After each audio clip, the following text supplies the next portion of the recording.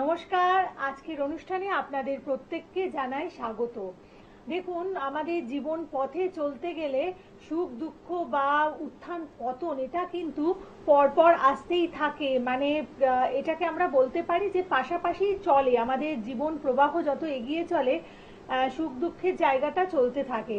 কিন্তু যখন খারাপ সময় আসে বা যখন কোনো একটা ব্যর্থতার সময় আসে, সেই সময় যখন কেউ বলে কিছু খারাপ কথা, আমাদের মনে হয় যে মানে আমরা ভীষণভাবে সেটাতে ভেঙে পড়ি এবং নিজেদেরকে গুটিয়ে ফেলার চেষ্টা করি।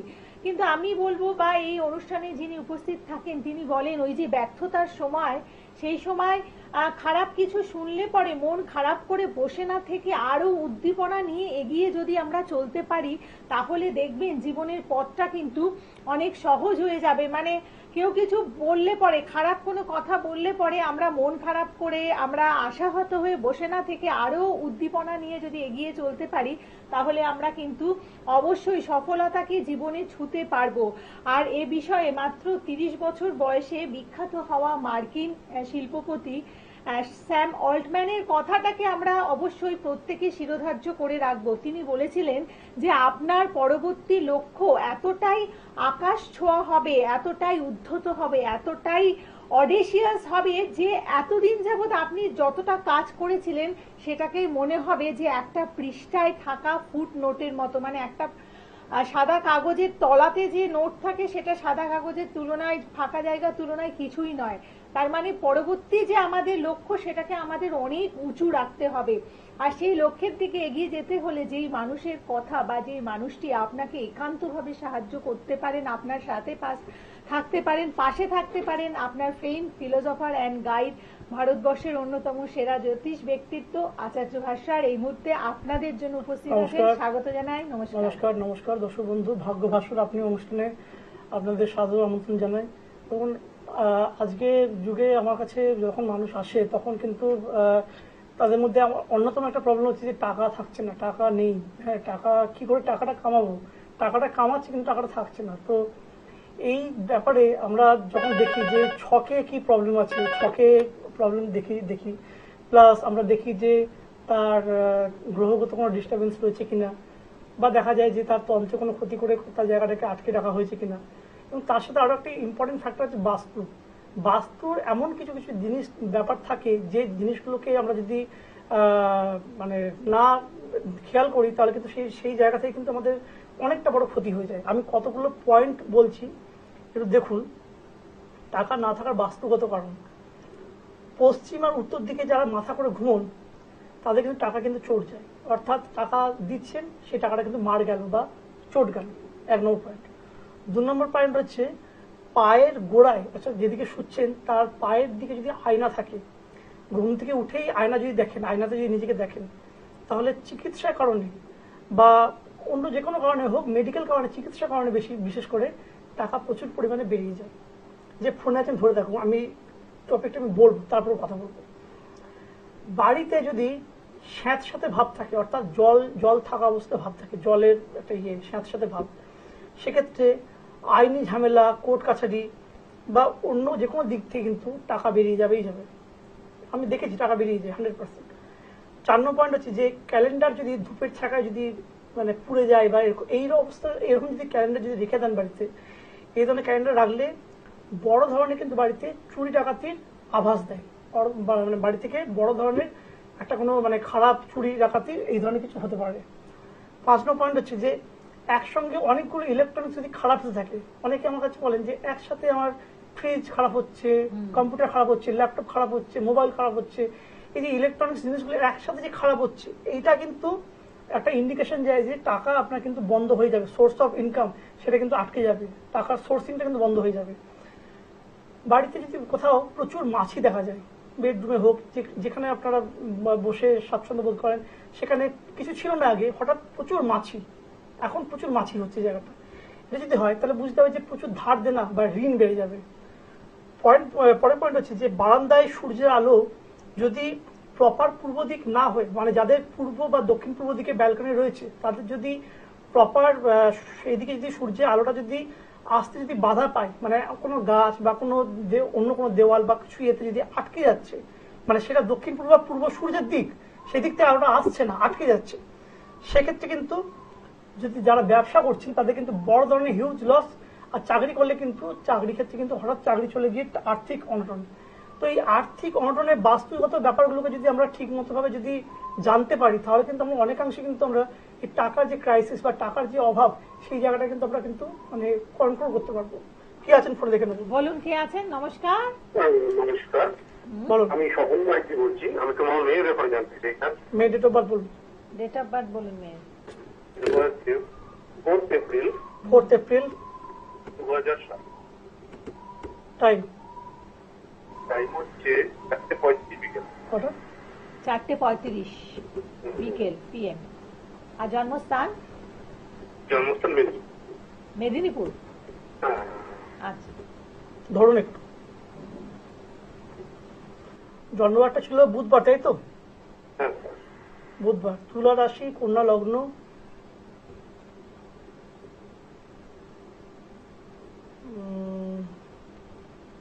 লগ্নজিতে চন্দ্র, শুক্র, দ্বাদশে কেতু, এখন দশা চলছে, বৃহস্পতির দশা।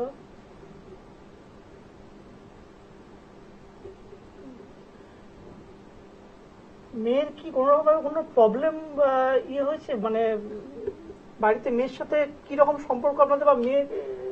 মানে অ্যাকচুয়ালি স্যার, মেয়ে বছর 2 আগে মিসিং হয়েছে। কি হয়েছে? কি হয়েছে? বাড়ি ছেড়ে চলে গেছে। ও বাড়িতে চলে গেছে। চলে গেছে বাড়িতে। তো বাড়িতে চলে গেছে, এটা আমি দেখতে পাচ্ছি। মানে মেয়ের কিছু একটা গন্ডগোল আমি পাচ্ছি যে ইয়েতে। তো মেয়ের কোনো মানে খোঁজ খবর কিছু পেয়েছেন, কিছু ইয়ে হয়েছে এর মধ্যে? এর মধ্যে একটু খোঁজ একটা সঠিক না, মানে একদম মানে সব পুলিশে আমরা ইয়ে করেছি, হ্যাঁ, সব পুলিশ ইয়ে করছে, এখন অব্দি মানে ট্রেপ দিতে পারিনি। এখনো মানে খোঁজ সেরকম আর পাননি, তাই তো? না না। দাঁড়ান, আমি ওর 3 বিচারটা বার করি। আমি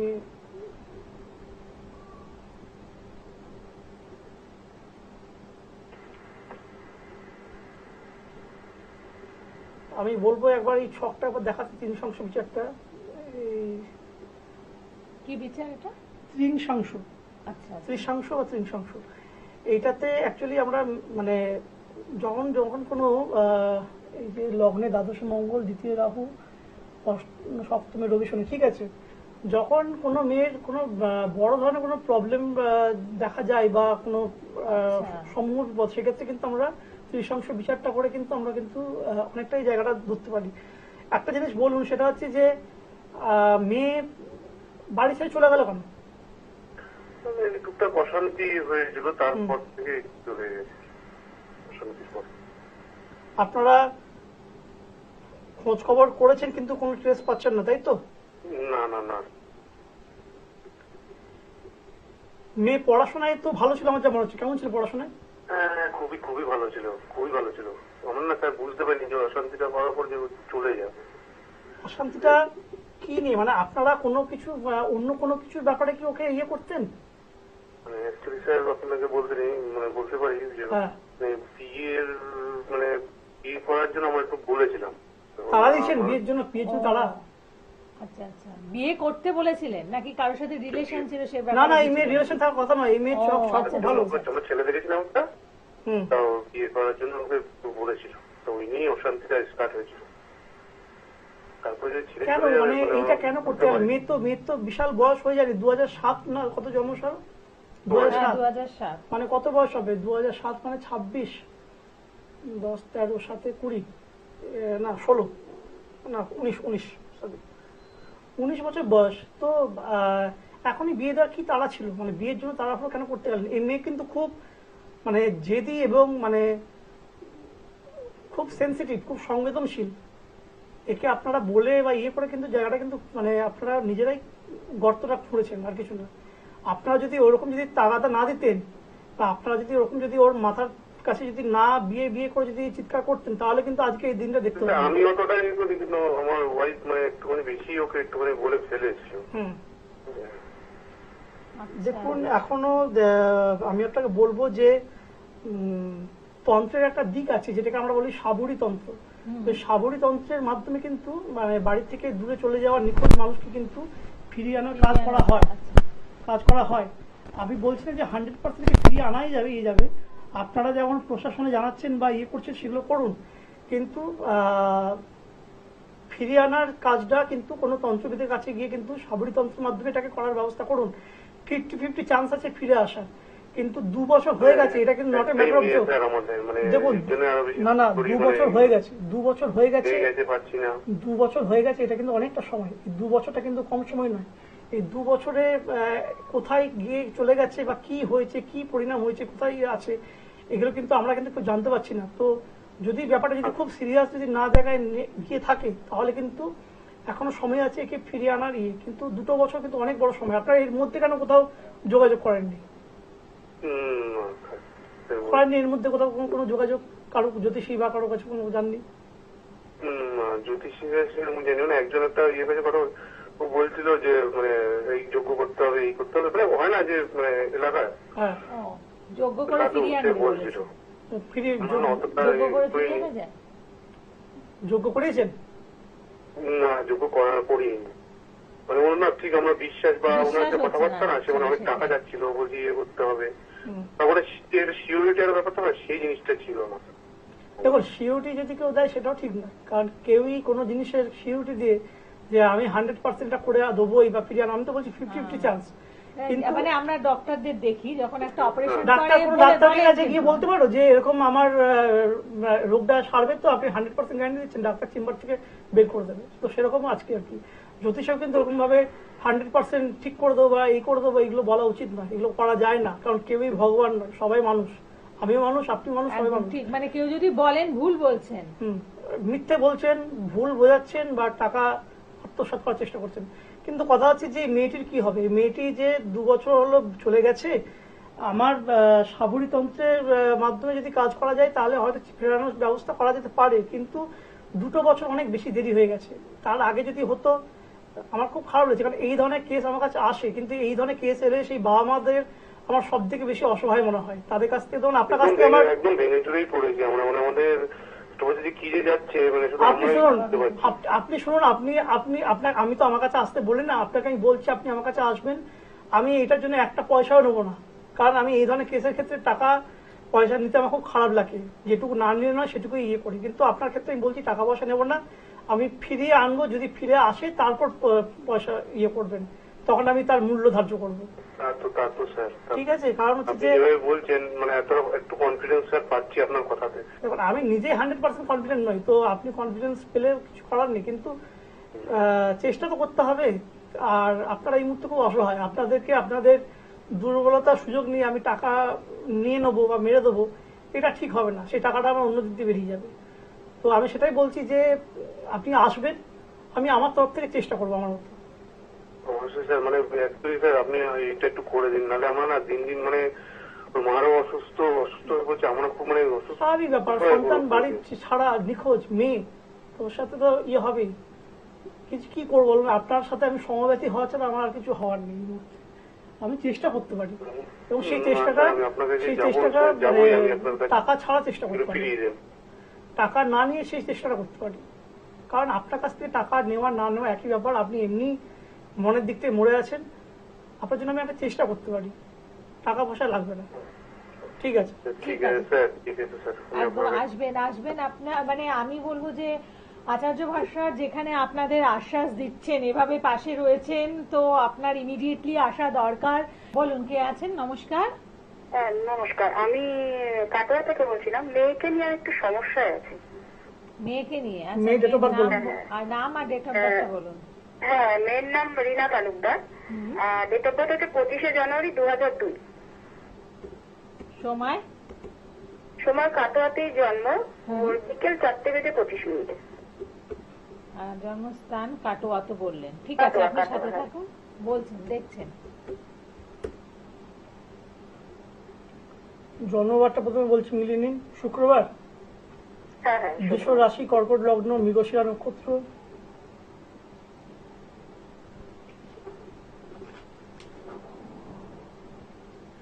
মেয়ে বর্তমানে কি মানে চূড়ান্ত অবাধ্য বা এই কিছু হয়ে গেছে? হ্যাঁ মানে একদম কথা শোনে না, খুবই অবাধ্য, মানে মারাত্মক লেভেলের অবাধ্য। শরীর কেমন যায় ওর? শরীর স্বাস্থ্য খুব একটা ভালো যায় না। ভালো যায় না? শরীরে কোন রকম ভাবে মানে আগের থেকে শরীর মানে রোগা হয়ে যাওয়া? হ্যাঁ, শরীরটা ভালো যাচ্ছে না, মেন যেটা পেটের একটু সমস্যা, শুকিয়ে যাচ্ছে খুব।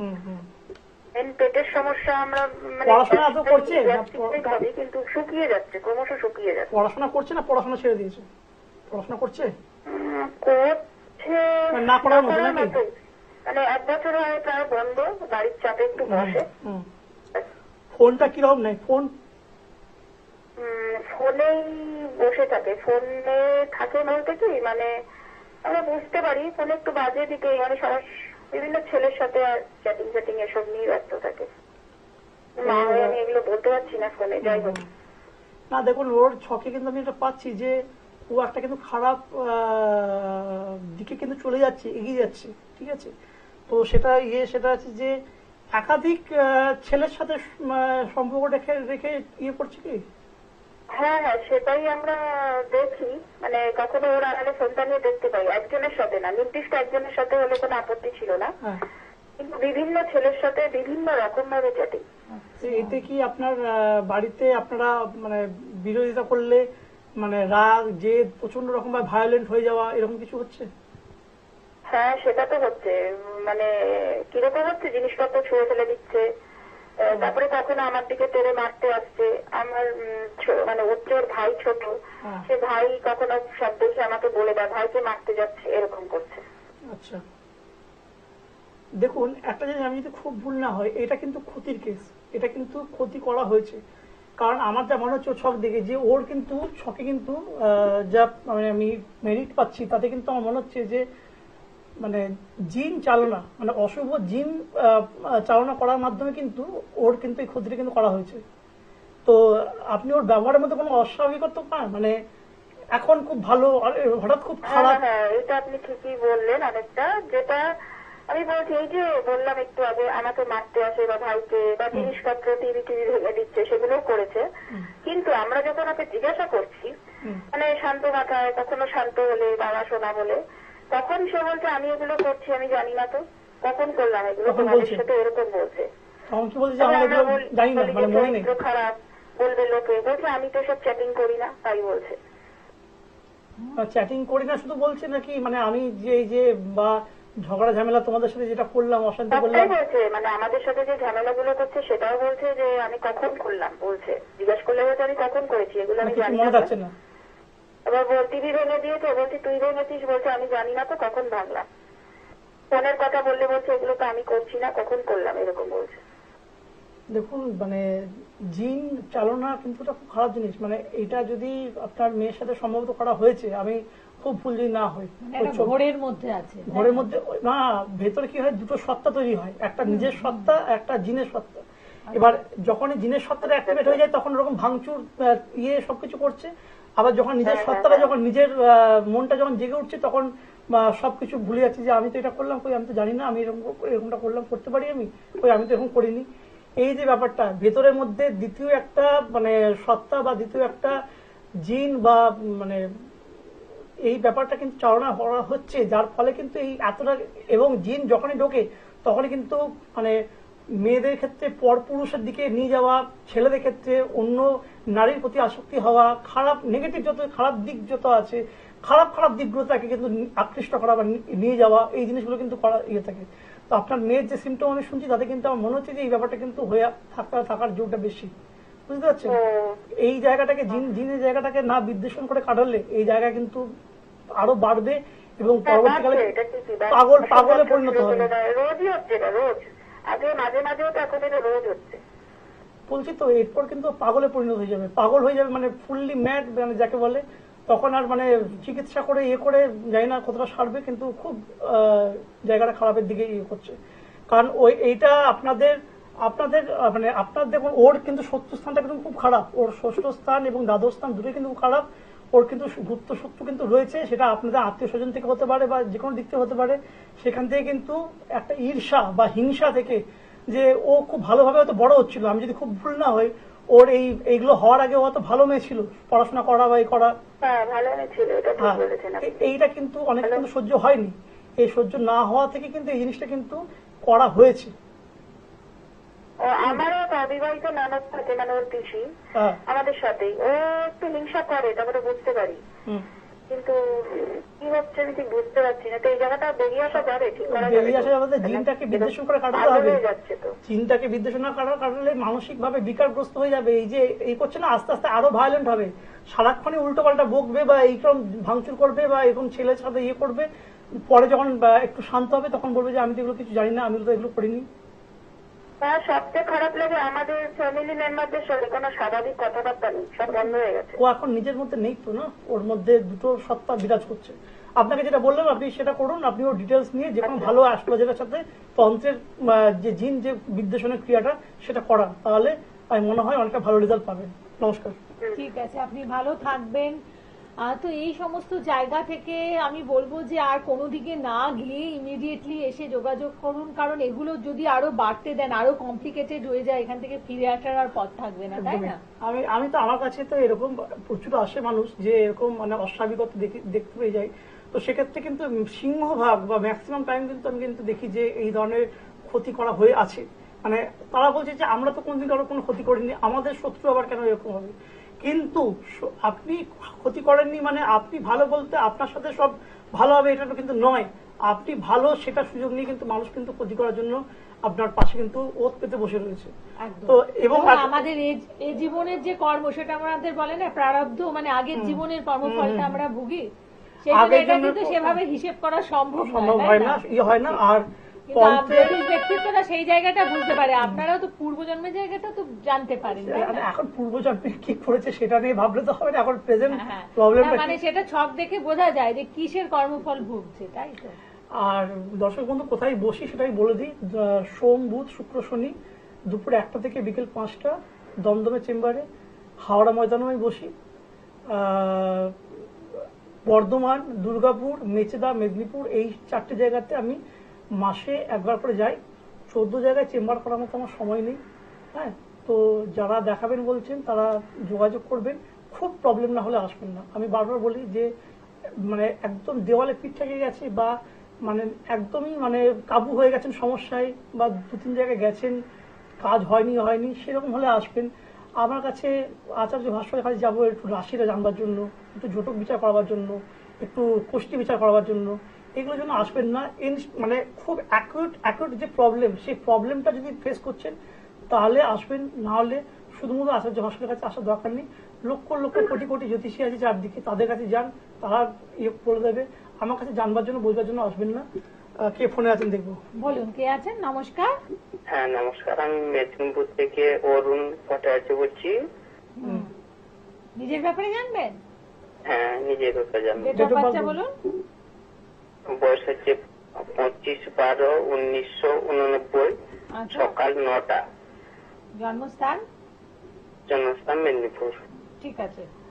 জন্মবারটা বলছি, সোমবার ছিল জন্মবার। হ্যাঁ স্যার। বৃশ্চিক রাশি, মকর লগ্ন। আচ্ছা, প্রথমে বলি যে আপনি চাকরি করেন না ব্যবসা করেন? না, ব্যবসা করি। লগ্নে শুক্র রাহু আছে, সপ্তমে কেতু। ঠিক আছে, দেখে নিয়েছি। ব্যবসা কেমন চলছে, ভালো না খারাপ? আলোচনা কথা নয়। হ্যাঁ, খারাপ চলছে। ব্যবসাটা কি নিজের মালিকানাধীন নাকি অংশীদারি, পার্টনারশিপ? না, পার্টনারশিপ নিয়ে ব্যবসা করি। আপনার পার্টনার সপ্তমে কেতু আছে, পার্টনার কিন্তু খুব ধুরন্ধর হবে, পার্টনার কিন্তু খারাপ হবে। আপনার ব্যবসাতে কিরকম খারাপ চলছে, মানে টাকা লাগিয়েছেন কিরকম লস? মানে আমি সবকিছু টাকা বহন করি কিন্তু কোনো হিসেব পাই না। হিসাব পান না? তো পার্টনারকে কি বলছেন? পার্টনারকে বলেছেন এগুলো? পার্টনারকে বলুন যে হিসাব দিতে। পার্টনারকে বলেছি কিন্তু পার্টনার বলছে হ্যাঁ হিসেব করে দিব। হ্যাঁ, কিন্তু কোনো উত্তর ঠিক মতো দিচ্ছে না। সেই জন্য আপনার তো অর্ধেক টাকা ম্যাক্সিমাম ইনভেস্টমেন্টটা কে করেছে ব্যবসাতে, আপনি না পার্টনার? কে করেছে? আমি করি। তাহলে ব্যবসাতে কিন্তু টাকাটা কিন্তু মেরে রেখে দিয়েছে পার্টনার, অলরেডি টাকা হজম করে নিয়েছে। তো সেখানে কিন্তু টাকাটা কিন্তু ইয়ে হয়ে যাচ্ছে, মানে আপনি চাইলেও আর ছাড়তে পারবেন না। এখান থেকে বেরোনোর জন্য কিন্তু পার্টনারকে ঠিক মানে সাহায্য করতে হবে। আপনি আসবেন, আপনি ভালো অ্যাস্ট্রোলজার বা তন্ত্রবিদের কাছে পার্টনারের ডিটেলসটা নিয়ে আসবেন, এটাকে অবশ্যই প্রতিকার করে ঠিক করা যাবে। ঠিক আছে, আপনি এসে যোগাযোগ করুন। এবং এরকম তো অনেকেরই হয়ে থাকে, পার্টনার ডিচ করলেন, তো সেসব ক্ষেত্রে আচার্য ভাস্বর ছাড়া আর কোনো চয়েস থাকতেই পারেন না, কারণ এরকম ভরসা কে দিতে পারে আপনাদের। তো আজকের পর্বে আর সময় নেই, তাই এখানেই আমরা আমাদের অনুষ্ঠান শেষ করছি। প্রত্যেকে ভালো থাকুন, নমস্কার।